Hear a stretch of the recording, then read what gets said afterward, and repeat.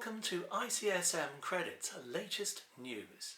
In this bulletin, the debt collector who gets fan mail from the debtors, the TV chef's trail of debts, historic print firms' Christmas crash, and more news from the world of insolvencies.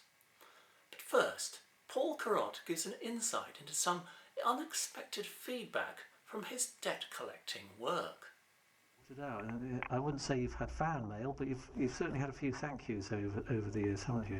Yes, indeed, yeah, quite a few thank yous, and not only the thank yous, but I suppose more complimentary are those debtors passing their debts over following the successful collection from them.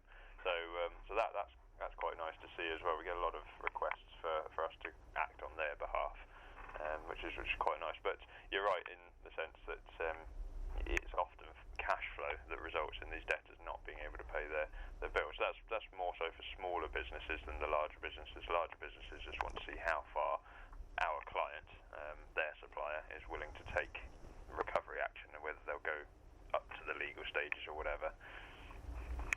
And I guess, I mean, the traditional image of debt collecting is, comparatively speaking, a sort of a heavy-handed image, but obviously your style is to, go carefully, diplomatically and efficiently, so you don't really upset anyone, because obviously as soon as you do, they might become even more difficult to pin down and to get payment from.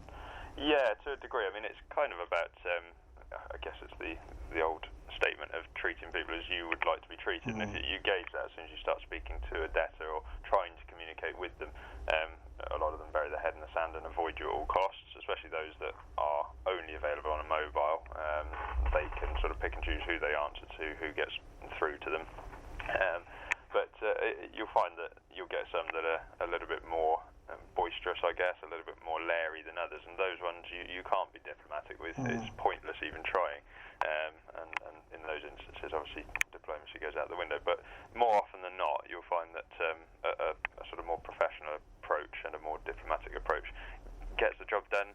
Next, despite opening new restaurants in Asia, TV chef Jamie Oliver won't have to pay any of the £83 million in debts left by his failed Italian outlets.